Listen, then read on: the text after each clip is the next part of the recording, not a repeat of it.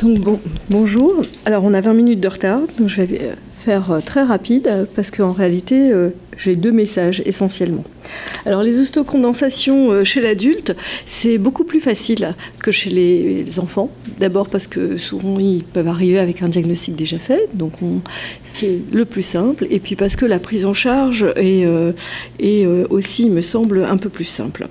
Alors un diagnostic d'ostéocondensation chez l'adulte, ça repose sur deux choses, la radio, mais aussi la densité minérale osseuse. Et en réalité, il n'y a pas tellement de définition. On estime que la densité minérale a au moins un des sites supérieur à 2 déviations standards, ça correspond déjà à une ostéocondensation. Donc la définition n'est pas très claire. Alors l'examen clinique est souvent assez pauvre, ou alors il est extrêmement évocateur. Je vais vous montrer quelques images pour les causes génétiques. La présentation, les patients viennent parce qu'ils ont des douleurs articulaires ou des douleurs osseuses. Parfois, il faut rechercher quand même d'autres causes. Alors, ils viennent en rhumato pour ce type de signes, mais en réalité, il y a aussi beaucoup de signes ORL, à la fois des difficultés respiratoires ou alors des problèmes dentaires. Alors, on distingue deux types d'ostéocondensation. Les ostéocondensations acquises, hein, le disait Valérie, donc c'est les pathologies malignes, métaboliques ou iatrogènes, et puis les ostéocondensations génétiques. Alors, parmi les causes acquises, c'est d'abord ce qu'il faut éliminer en première intention. On a toutes les pathologies malignes où nous avons un contexte clinico-biologique qui est extrêmement évocateur. Vous avez ici une liste de pathologies. En général, ce n'est pas très compliqué à éliminer. Les pathologies iatrogènes, les fluoroses, qui se voient pratiquement pas, sauf pour des patients qui vivent dans des zones où il y a une intoxication tellurique. Les hypervitaminoses A, ça se voit encore. Les hypervitaminoses D, c'est quand même très rare. Et puis, il y a les biphosphonates. Alors, c'est très souvent cité, mais c'est quand même assez peu rapporté. Et ça ne se voit qu'avec une exposition aux biphosphonates au très long cours. Enfin bon, ça existe. Alors parmi les autres causes que je vous ai listées, vous avez la mastocytose, l'hépatite C, la maladie de Paget qui est aussi assez simple pour le diagnostic, l'ostéomalacie hypophosphatémique et surtout l'ostéodystrophie rénale, où là, le contexte est vraiment très important et donc ça ne donne pas vraiment le change à une ostéocondensation génétique. Donc voilà le bilan que nous faisons de manière systématique, c'est vraiment le bilan minimum avant de pouvoir avoir recours à la radio. Donc ça, c'est en même temps ce bilan qui est indispensable. Alors une fois qu'on a éliminé toutes ces causes-là, eh bien on se retrouve avec des causes génétiques. Alors comme le disait Valérie, il y a une liste absolument énorme d'ostéocondensation et on ne peut pas toutes les aborder là. Il y a des très bonnes revues, dont notamment une revue récente. Mais comment est-ce que nous faisons en pratique? Il y a deux manières, en réalité, d'avoir un diagnostic génétique d'ostéocondensation. On peut l'aborder par la biologie ou par la radio. Donc, quand on a un patient qui est adressé pour une ostéocondensation, on est beaucoup aidé d'abord par la radio, où on recherche en fait la localisation de l'ostéocondensation, donc soit tous les os, soit les ostéocondensations crânio-tubulaires ou les ostéocondensations focales. Donc ça permet déjà de d'essayer d'aborder ça en se mettant dans une des catégories. Ensuite, on sait que ces ostéocondensations sont en rapport avec une anomalie de fonction, soit des ostéoclastes, et donc ce sont toutes les ostéopétroses, et là c'est plus l'activité que la différenciation, ou alors des anomalies des ostéoblastes. Et là on est beaucoup aidé par la biologie, c'est ce que vous a montré Corinne. Chez les adultes, on peut utiliser la biologie pour pouvoir justement aussi approcher cette caractérisation, notamment génétique. Donc la radio, c'est une des approches et la biologie, c'est une deuxième approche. Alors, ça a beaucoup progressé ces dernières années et donc on a tous ces ostéoporoses génétiques. Ce que ça a apporté, c'est que en fait, ça va affecter la fonction soit d'un type cellulaire, donc soit les ostéoclastes, soit les ostéoblastes. Et là, la biologie et notamment tous les marqueurs osseux, par exemple les P1NP, les phosphatase alcalines osseuses, ça nous oriente déjà vers une forme d'ostéocondensation à formation osseuse élevée plutôt que sur les ostéopétroses. Donc ça a permis de refaire un remembrement des ostéocondensations. Et puis la deuxième chose, c'est que ça a permis la compréhension de manière considérable de la physiopathologie. Et vous voyez ici qu'en réalité, à chaque pathologie de fonction cellulaire, que ce soit les ostéoclastes ou les ostéoblastes, eh bien, on a pu mettre en évidence différentes voies de régulation qui sont en général soit la voie Wnt, donc vous en a parlé, Wnt-LRP5, soit la voie du TGF-bêta, ou alors, donc ça c'est plutôt pour les ostéoblastes, ou alors la voie de NF-kappa B, ou de rank ligand.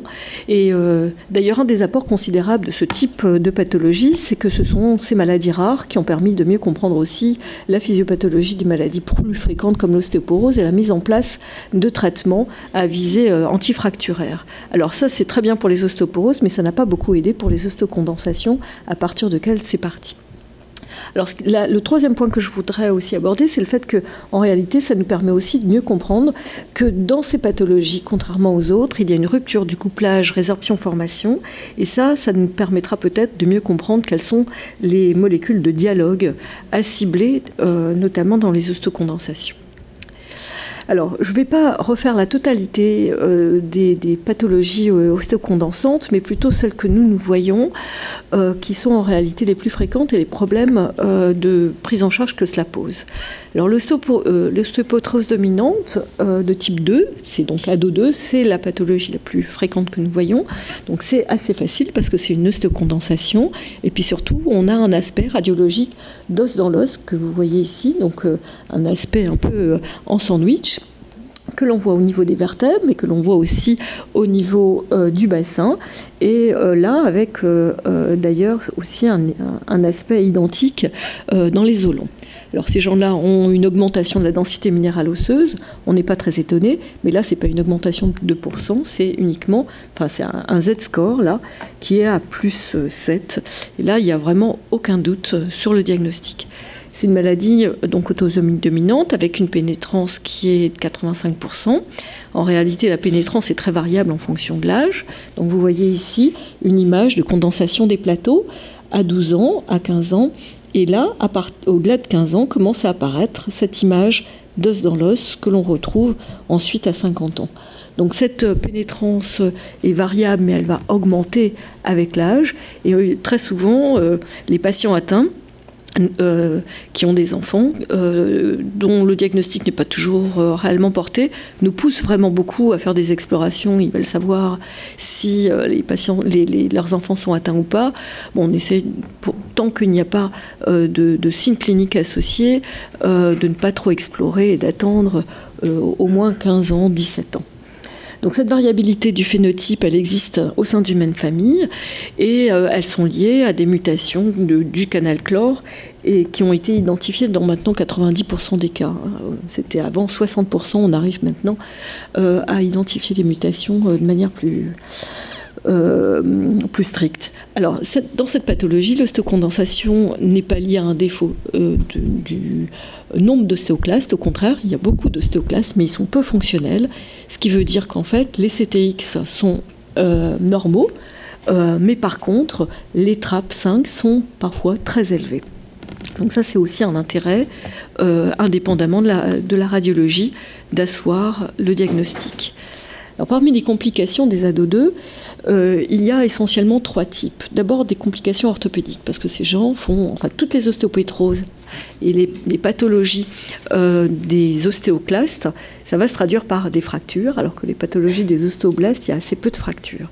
Parmi ces complications, donc on a les fractures des os longs, c'est très variable selon les séries, et surtout c'est caractérisé par un défaut de consolidation. Vous avez ici un exemple, donc cette dame qui a maintenant 38 ans a fait une fracture du fémur il y a quelques années, ça a consolidé moyennement, et puis ici c'est une fracture qui date de 2011, là c'est une radio qui date de 2016, donc vous voyez que 5 ans après, elle n'a toujours pas consolidé, mais elle est bien fixée, tout à fait socialisée, et elle vient d'avoir un 3e enfant. Donc vous voyez que ce travail des orthopédistes est absolument crucial.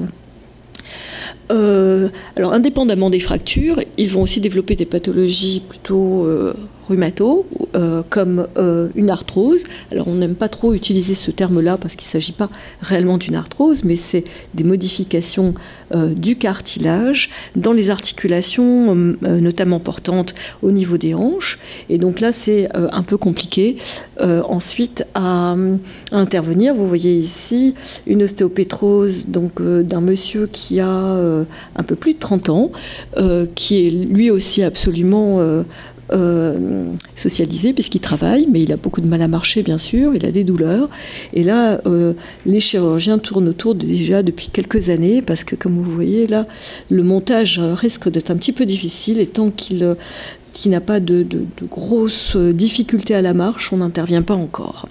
Alors il y a associé beaucoup plus rarement la cécité et la surdité. Alors maintenant, ce que nous faisons aussi, c'est nous intéressons aux dents, bien entendu, puisque en fait, ils ont des complications dentaires majeures, avec des ostéomyélites et surtout des abcès et des caries. Et là, c'est fondamental de les orienter vers des centres de référence odontologiques pour ce type de pathologie. Alors, je voulais vous parler aussi de l'ostéomésopycnose, qui, elle, est une pathologie qui, d'abord, est beaucoup plus rare. C'est aussi une ostéocondensation. Et en fait, on ne sait pas encore, là, si c'est une pathologie des ostéoclastes ou pas, puisque les trappes sont un petit peu élevées, mais pas tellement plus. Il existe une densification irrégulière des plateaux vertébraux, comme vous voyez ici, du bassin et des têtes fémorales. Et le diagnostic différentiel, ce sont les fluoroses, notamment. Alors ça épargne les crânes, le crâne, les os, les mains, les pieds.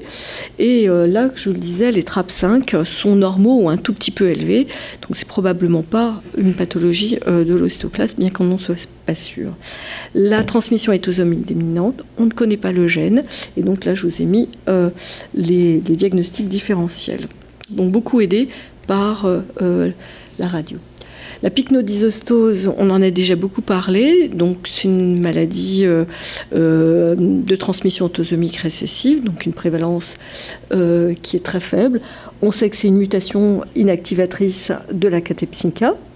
Et le diagnostic est le plus simple parce qu'on arrive aussi à avoir des patients adultes. Le diagnostic est simple parce que là, ils sont de petite taille. On a un crâne, ici c'est la photo d'un acteur, donc je me suis permise de reprendre une taille donc très petite avec un crâne volumineux, avec une saillie frontale et des fontanelles que vous voyez ici qui sont ouvertes. Et surtout, ce qui permet de ne pas passer à côté du diagnostic, c'est la dernière phalange courte. Le diagnostic différentiel clinique, c'est l'hypocatisme digital. En réalité, c'est pas du tout la même chose parce que c'est vraiment une ostéolyse et il n'y a pas d'anomalie des ongles, mais c'est le diagnostic à évoquer. Et donc assez simple. Et en fait, il y a aussi une persistance des dents de lait et un retard d'éruption des dents définitives. Donc là, il faut absolument adresser le plus tôt possible vers les centres de référence odontologique parce qu'il y a une stratégie assez lourde à mettre en place. Alors les fractures sont très fréquentes et en réalité, il y a un retard de consolidation, mais ça finit toujours par consolider. Ça peut mettre, en tout cas dans notre expérience, 2-3 ans, mais ça consolide tout de même. Donc là aussi, pour vous montrer que c'est une atteinte non pas de la fonction de l'ostéoclaste, mais en fait de la différenciation des ostéoclastes, mais de la fonction, puisque la catepsinka ne permet pas la résorption de l'os minéralisé. Alors, à côté de ces pathologies dites à ostéoclaste, on a tout ce qui est ostéocondensation généralisée, qui, là, sont des pathologies en rapport avec des mutations qui vont affecter la formation osseuse. Donc, on a une augmentation de l'activité des ostéoblastes, très probablement de leur nombre aussi, et ça va donner ce qu'on appelle les ostéoscléroses. La radio est assez simple, c'est une trabécularisation qui est grossière, avec des différenciations corticomédulaires. Vous en verrez aussi des exemples. Et puis surtout, on est beaucoup aidé par les marqueurs biochimiques, en tout cas chez les adultes, où on a une augmentation des phosphatases alcalines osseuses, aussi de l'ostéocalcine, et surtout, dans ces pathologies, on a une augmentation très importante des P1NP, qui sont souvent là extrêmement discriminantes. Alors ça a permis de remembrer différents types de régulation du remodelage, et en particulier la voie Wnt-LRP5. Donc je ne reprendrai pas, mais uniquement pour dire que là, la mutation inactivatrice de LRP5, ça donne une ostéoporose, alors que les mutations activatrice de LRP5, ça donne tout un tas de pathologies donc différentes, syndrome de masse osseuse, hyporestose endostale, et puis les ostéopétroses qu'on appelle donc de type 1 et qui maintenant sont remises, là par exemple, dans plutôt les ostéocondensations à formation élevée, avec des exemples. Donc là, il n'y a absolument aucun doute, et une condensation de la base du crâne. Donc c'est assez simple avec ce type d'exemple. Alors aussi, ce qui a permis d'apporter considérablement, c'est l'identification du gène dans les maladies de Van Buchem et ostéosclérose dont on a déjà parlé. Donc je ne reprendrai ici que les complications liées à l'âge adulte. Donc vous savez que c'était pour les Van Buchem identifié dans des familles hollandaises. Et à l'âge adulte, on a en fait une aggravation, enfin un phénotype qui est essentiellement crânien, hein, donc un agrandissement des mâchoires, un maxillaire inférieur qui est très épais, mais surtout, ce qu'il faut aussi, il faut vraiment poser la question des paralysies faciales, des vertiges, donc là c'est par compression des nerfs, une surdité et une cécité. Et les gens en réalité ne les rapportent pas spontanément non plus, parce que ça s'installe à bas bruit, et donc c'est quelque chose qui, enfin, ils ne font pas tellement le rapport entre les deux. Donc bien rechercher toutes les anomalies, notamment neurosensorielles, et quelques douleurs. Donc la mutation du gène SOS, on peut la rechercher, mais surtout on est beaucoup aidé par la sclérostine, dont le taux sérique est bas. Et ensuite, la maladie qui est assez cousine, c'est la sclérostose. Donc là, identifiée aussi chez les afrikaners. Et la différence entre les deux, c'est que la sclérostose, les patients sont grands et ils ont une syndactylie. Voilà. Et donc là, on a deux gènes, soit une mutation perte de fonction de SOS, ou alors une mutation de LRP4, qui en réalité est la molécule qui va présenter la Wnt-A à LRP5, et donc c'est un inhibiteur en fait de la voie Wnt. Donc là, on a une mutation perte de fonction de l'inhibiteur, ce qui explique que qu'on va avoir pour conséquence une augmentation de l'activation de cette voie. Je vérifie, voilà. Donc l'ostéopathie striée, je vais assez vite, puisqu'on a dit déjà que c'était caractéristique au plan radiologique, avec cet aspect strié, et puis la condensation aussi de la base du crâne. On sait que c'est une mutation perte de fonction de Amérin-Wintès, et d'ailleurs les modèles animaux ne reproduisent pas du tout en réalité la pathologie humaine. Il y a une très grande variabilité clinique intrafamiliale, et en fait le diagnostic il peut être soit néonatal mais aussi à 50 ans, et nous ça nous arrive d'en avoir régulièrement, on en a à peu près un par an, et en réalité ils viennent pour des douleurs. Et quand c'est à l'âge adulte de découverte tardive, ils viennent pour des douleurs qui sont essentiellement des douleurs articulaires et assez peu des douleurs osseuses, en tout cas à l'âge adulte. Donc la deuxième voie pour les ostéoscléroses avec modification des ostéoblastes, je les cite simplement, c'est trois voies d'activation, soit les pathologies qui sont liées aux modifications du gène du TGF-bêta ou de la régulation, en fait, de cette voie. Donc le camurathion Angelman, donc je ne reparlerai pas. La fibrodysplasie ossifiante progressive, qui est en fait une mutation qui va altérer la fonction du récepteur de la BMP. Et puis l'ostéopoïcilie, où là aussi c'est un gène LEM. Donc ça c'est extrêmement informatif au plan physiopathologie.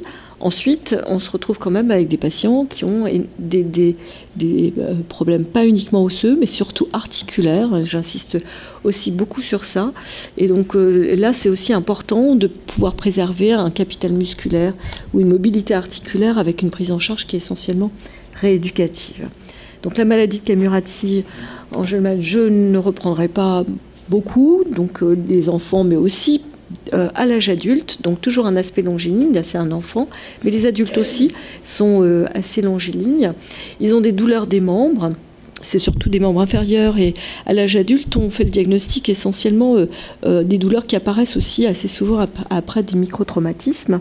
C'est parfois associé à une sclérose du crâne, et en fait, on a un épaississement bilatéral et symétrique des diaphyses. Voilà, donc il faut rechercher, là aussi, une atteinte hématologique. Donc c'est aussi très important de faire cette enquête hématologique, pas uniquement une numération, mais de demander éventuellement l'avis d'un spécialiste en hémato. Voilà, donc c'est un traitement qui est une corticothérapie. Alors, je pense que c'est presque ma dernière. Donc voilà, en conclusion, en fait, ce que je voulais vous dire, c'était que à l'âge adulte, déjà, la prise en charge est un petit peu différente, mais surtout, de manière générale, tout cet aspect de caractérisation à la fois radiologique, biologique et surtout génétique a permis de remettre un petit peu de l'ordre, si j'ose dire, dans des cases, dans un démembrement moléculaire qui a permis, en fait, aussi de mieux comprendre la pathogénie ou la physiopathologie, en tout cas du remodelage osseux, avec les différentes voies de signalisation.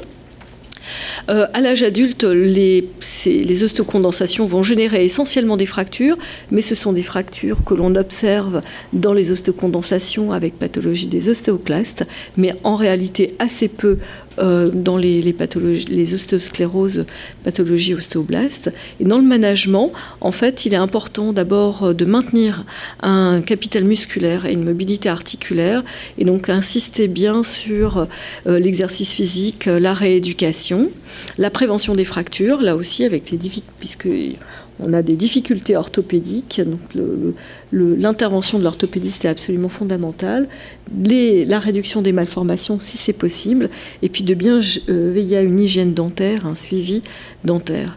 Alors il y a quand même quelques espoirs, puisque là on a vu que on connaît les gènes, on sait mieux faire le diagnostic, mais pour l'instant, on n'a pas trop de traitement.